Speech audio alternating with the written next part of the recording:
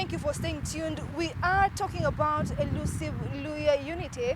Joining us is Honorable Sako Bunyase, who is the chairman of the Western Leaders Parliamentary Caucus and the Member of Parliament for Nambale constituency. Welcome, Mheshimiwa. Okay, first thing first, there has been the issue of Luhya unity. It has been termed as elusive. Time and time again, you have not been able to join together as a formidable unit. Why has this been the case? Thank you very much, Irene. The question of Luhya unity needs to be looked at from different perspectives.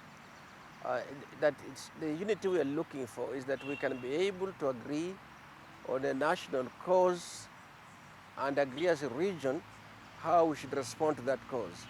And by the electoral process, that we can then put a substantive majority of our votes towards meeting that goal or goals or causes that we are concerned with.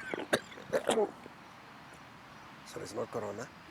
The problem in Western has been that I think Western is ahead of the nation, the rest of the nation, in how democratically they vote. They vote across a broad spectrum, and that might indicate also that individual voters are persuaded by different candidates on the issues the candidates are emphasizing. And that finds comfort in a number of the sections of our community. That's not something to condemn, because that's how nations in the rest of the world vote.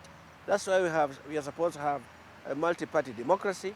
The parties will espouse areas they want to go to, and Western responds to that fully. However, the rest of the nation is not behaving like that.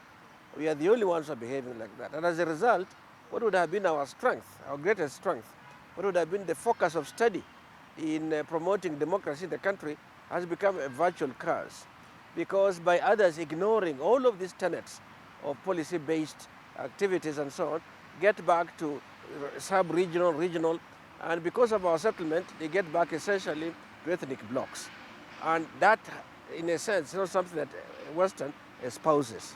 So I think we are we are doing the right thing at the wrong time. Yeah. However, if looking back in history, there have been moments when they have voted together, when they were persuaded, for example, during the NAC days, when they were persuaded, yes, that in the change that is proposed, they really believed that there was sufficient momentum and the clarity of goals, and they all wanted to go in one direction.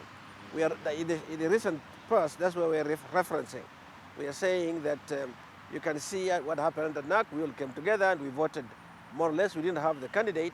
We were voting for somebody else. We were voting for Kibaki. We had a vice presidential candidate. Be that as it may, people came out and voted largely together. And therefore, when people talk about coming together as an issue of tribalism, I have difficulty with that, because they came together not to be tribalistic, but support Kibaki for presidency. And I want to conclude here by saying, despite all those internal pressures that there are, and how difficult they might be to collapse them in one, there's also a negative interest on the outside. People are very keen on Western because of the number of votes to say, if I capture Western, I can add to what I have got. So Western has always been willingly and perhaps naively, I would say sometimes, filling up other people's baskets. And we have seen that when you fill others' baskets, you're driving their agenda. They're not driving interest in your agenda. No, you have given the votes that they needed, that they go on and run the country. Each one of them, including those who are in power now. In every community, looking at our tribal allegiance or the way we vote or our democracy, there has been the issue of each community having a kingpin. When it comes to the Luhya community, there has not been a leader who has been on the forefront to be termed as the Luhya community. In one front, we have seen ANC leader Musalia Mudavadi. We are having Ford Kenya leader Moses Wetangula. At times, we have seen Court Secretary General Francis Achole, and even ODM leader Raila Odinga has been termed as some sort of a leader from that particular community. Why has this community not been able to be having one leader as a spokesperson of this particular region? The Luhya-speaking Western region, but Western region as a whole, or in this country in respect of leadership from Western, there are only two major political leaders, Musalia Mudavadi and Moses Wetangula. And I think it works out quite well that between them, they represent the spokespersons of this community. and there is a ranking among them in terms of seniority in politics and so on.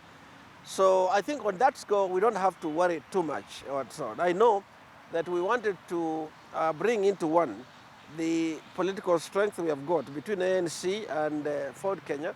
Reason being that both of these parties, even though they try to seek votes nationally, for example, Ford Kenya has an MP from Kisii, ANC has an MP from Kwale, and we are spreading our efforts and resources and time around the country. Irrespective of Western, it's a zero-sum game. You know, one person's win, the other person's loss. If they came together, then we would have a significant number of votes that can propel them and propel the region into national leadership more easily. National leadership, none of these regions is doing it alone, but you need to work together to be of interest to other regions as well. And so there is merit in coming together. Now, where are they in that? At one moment, we were thinking specifically about forming one party. In fact, there is a standing committee that has been doing some work for some time. It's not moving as fast as I had initially assumed it would, but it's not dead yet. It's still alive. But there is now a slightly different feeling that maybe, even without collapsing parties, if you define a common purpose and a largely common process, you can be separate but working closely together. And you can have a pre-election agreement, a post-election agreement, and so on. I think it's that direction that we are moving into.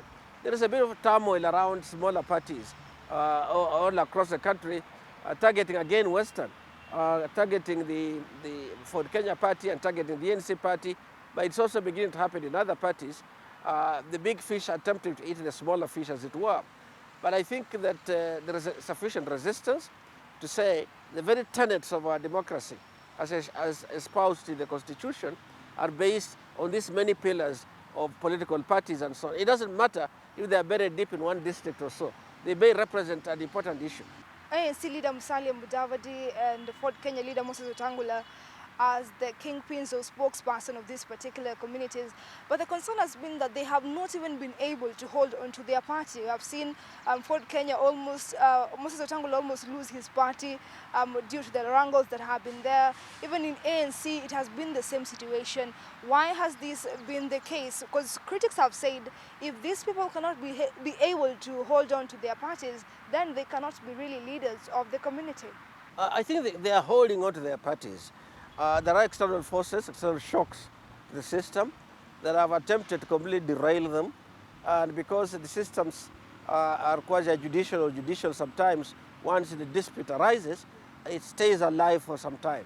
But there are things that ought to have been forgotten by now, because I think Ford Kenya has largely proven that the coup leaders were an aberration to the mainstream thrust of the party. And I'm sure that they'll find ways internally, and that's what they were told, to go back and seek internal dispute resolution mechanisms so they can work together. That does not mean it's really... Remember, there are hawks out there. There are, what do you call it? There are people who see, who go after blood when they see it in the waters. I've forgotten what the saying goes, how the saying goes, that they think that if there is any kind of waiver or instability, there's a chance to move in and zero in and so on. But it takes hard work to build a party and to hang on to a party. Even the big ones, like Jubilee, is what has happened to Jubilee. Probably they would have been stronger if they were URP and TNA.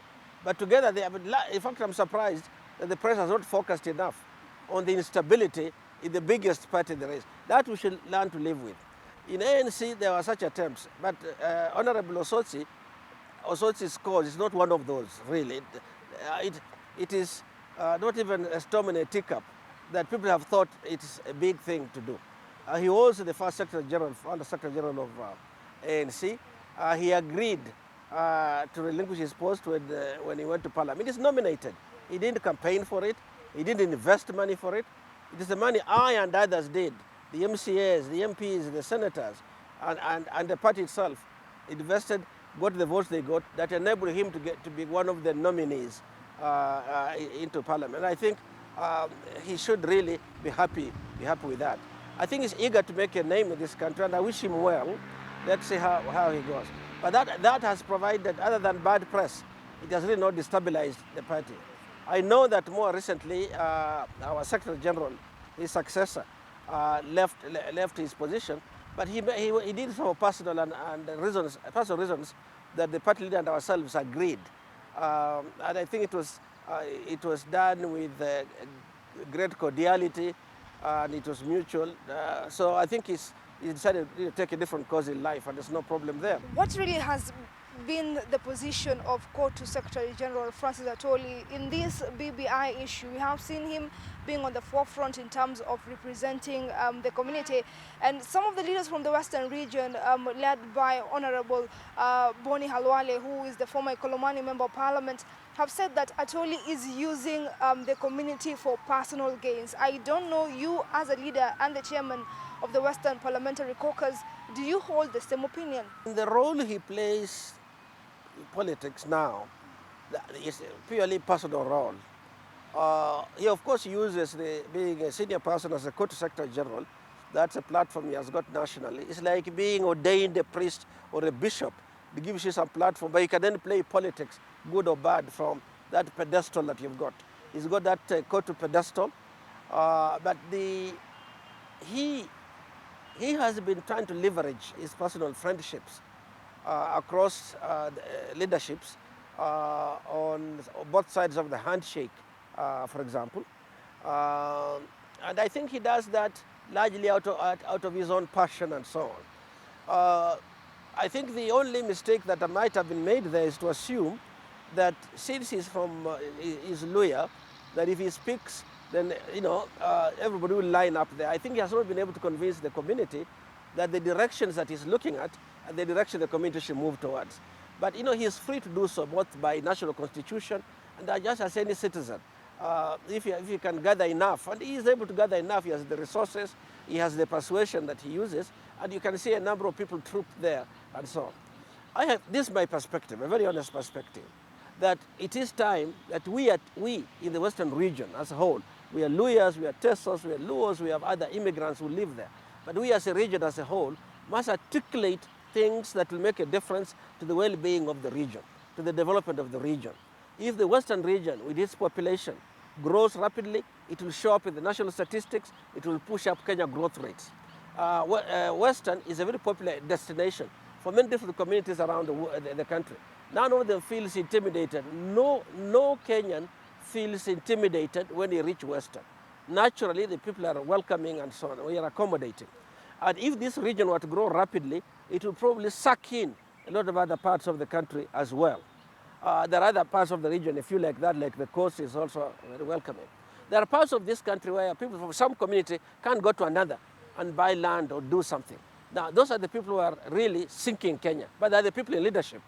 So we are seeking this opportunity to have a chance in which the region, by taking leadership, can provide a model that pulls in everybody, that lowers the anger levels, that takes out these decibels that are distracting people each time, whether one thing happens, another is brought up, relevant or irrelevant. Now that's how Kenya is defined, nationally and internationally. We argue that we have respect. Sometimes we do. Sometimes we don't have that kind of respect. We think we have. And I think that if leaders, and in Western, who do we have to serve? We have to serve someone like Musalia. I think he's the front runner now. Others will come along. These things always evolve, but he will not include people like Honorable Osotsi, who punch well above their weight. He has to wait and grow in the system. We have serious leadership there, and I think that as Kenyans begin to understand that this can be an alternative, then I think they'll come around. One thing we should realize is that I think if we use international standards, the success of a political party or coalition of such parties is not always that they have seized the national presidency or power, but that they have grown in size, that there are people buying into their policy, and you're growing progressively. I think we have this tendency to say, you're born, you need to be at the top. That's why when they do surveys, even the youth are saying, oh, if they had their chance, they would like to become millionaires tomorrow. None of them is saying, I want to do some hard work, so when I'm 40, I will be able to also be a billionaire. No, they want presidency now. They want to get that cake, national cake that everybody's, even if it's a COVID It is COVID money. That is the tragedy we have. And that I think we need to go, therefore, through this systematic thinking that ANC presents, to say if we grow our economy this way, we will be able ourselves, we are not only respect, we improve people's incomes, they invest in themselves, we have a richer and better informed country. You have termed Musalia Mudavadi as one of the front runners when it comes to the 2022 general election. I do not know, as one of the leaders in ANC and being close to Musalia Mudavadi, do you think that he's inclining towards Deputy President William Ruto, or will he go it alone, or which faction do you really think he will join towards come the 2022 general elections? The narrative that went to the public domain a short while ago, a few months ago, that Musalia is in fact seeking to join with the deputy president or any other person for that matter, were false. Yeah. I think what people did is they had one formation being led by former Prime Minister, Honorable Raila Odinga, and there's an assumed formation, obviously, by the deputy president, is number 2 there. And they saw it as a two-strategy thing, and so where you can only go one side or the other. In fact, there might even be a third and a fourth.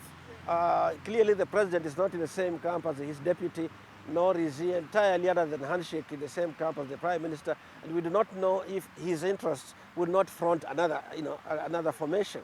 And certainly, we in ANC will be another formation. We shan't go alone. We shall work with others. That will come along there. In fact, there was a while when the narrative was that if you are looking for formation, it must be 3 months ago it was. If not, then it's too late. And you look at it and say, logically, it doesn't make sense. We have major milestones to cross. For example, we have this national dialogue around the Handshake, the BBI, which is proposing far-reaching governance systems, which will propose ways of redistributing power, so they said. And as you can imagine, once those are put on the table, people will line up differently from where they might be now. There's always time. There's a natural time that's still coming. Shall we do it alone? Shall the ANC go alone? No, we shall not go to the presidency alone. There are very many willing people that we are going to team up as we go.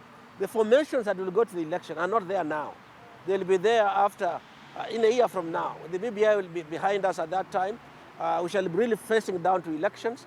And you'll see there people defining what they see as their major gains or losses. When the outcome comes, they'll begin to realign now in anticipation of changing those fortunes at the end of the time. So it's not late, there's time to do that, and I think we want to spend the time being more reflective. We want to spend the time talking to other Kenyans, and we have a number of our teams in the field who are doing this, and we are going to get out there and we'll be talking to them. Not just these leaders, but others too should be talking about it. And then I think we shall have a dialogue that will give us a structure for a coalition. Now, there's also another narrative that I like to say, I personally, I want to dispel, which is that when people think that if you say you are in so-and-so's narrative, I mean, you're in so-and-so's formation, you're the good guy. If you're in so-and-so's formation, you must be a bad guy. Let me tell you, in terms of political interests and desires, whether it's a Raila formation or a Ruto formation, they have equal validity and they have both equal weaknesses, maybe not equal, but there are weaknesses on all sides of them, as are others and so on. So if you decide to go with the camp with the former prime minister, it's because you are persuaded by what he might represent and so on.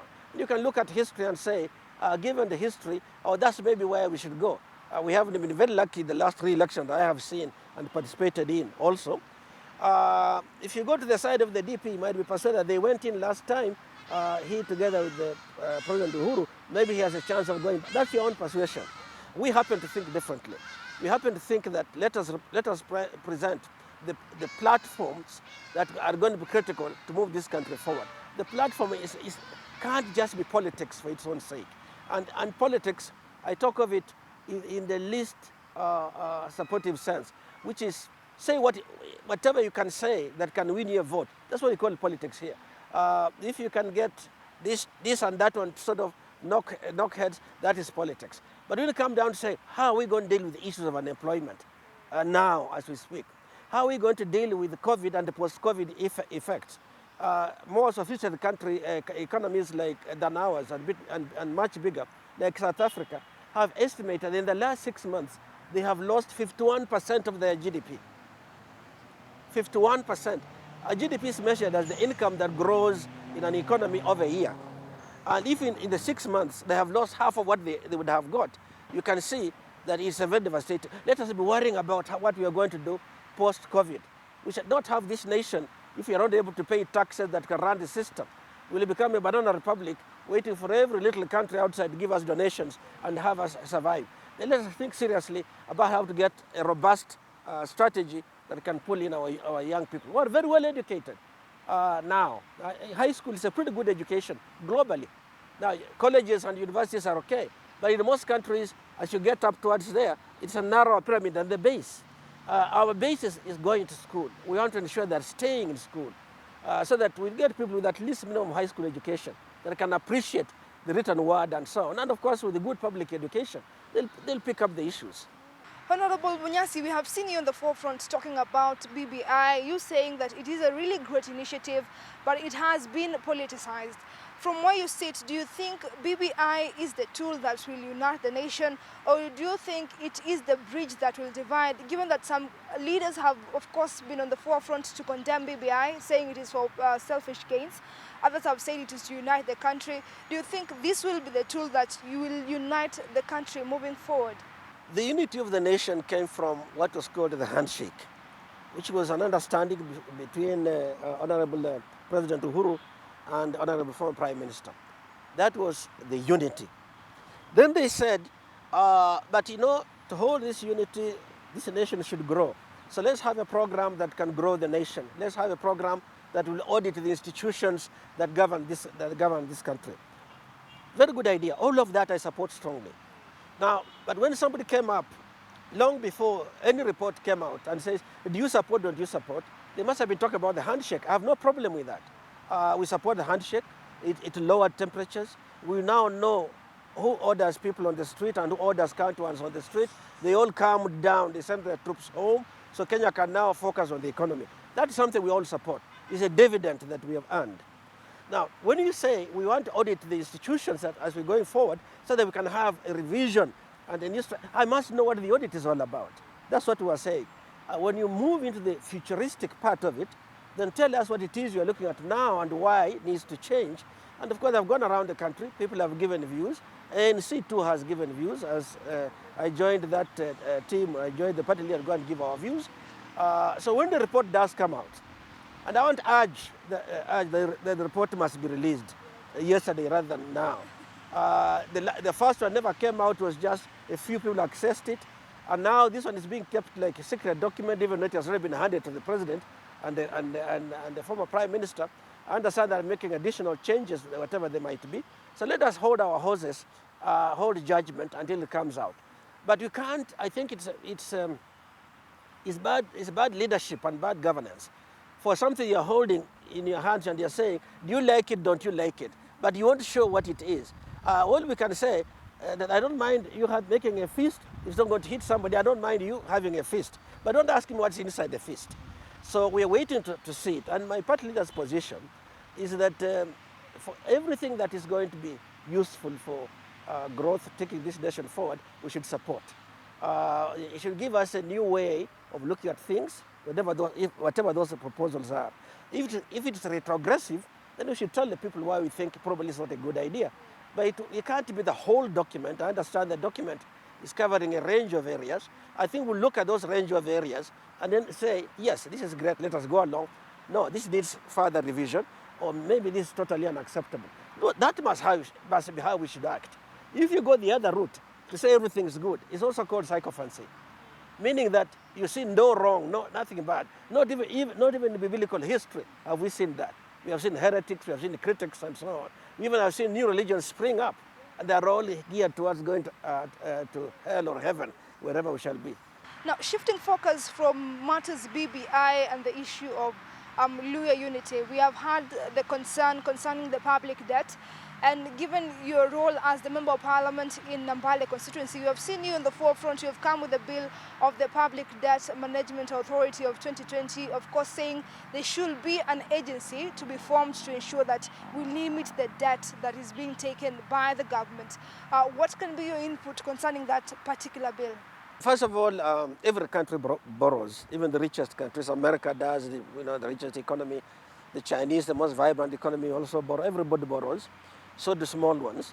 But some countries borrow within a framework that stabilizes, continues to stabilize their economies. They know that if they don't borrow and invest now, they'll get a mismatch in the future. So they use it to build the economy now for even more growth in the future, to accommodate even more people into it. And they do that as a result of understanding where they are, what the economic management framework looks like, and how debt fits in there. That's the main purpose of this thing. That it would look at where we are, it would interpret where we are, and it would say a sustainable borrowing level can't exceed this. Because when you borrow, there's only one medicine. Like they say in Kiswahili, dawa ya deni ni kulipa. There's nothing else. So you have to anticipate your capacity to pay. You can't borrow and then you say, I'll find out tomorrow how much I'll be paying. No. Before you actually commit to borrow, you have to say, if I borrow this amount, this is what I'll have to pay. Question is, what is good in big if big is not sustainable? So now I think it's time that we look at it. The Public Debt Management Authority bill, which has passed one committee, there are two committees it has gone through. It has gone through the Budget and Appropriations Committee, and now it's going to go to Finance Committee to look critically into the contents of it and how it relates to whether it has any implications for taxation, whether it has any implications for what implications it has got for the management of the Treasury as a whole.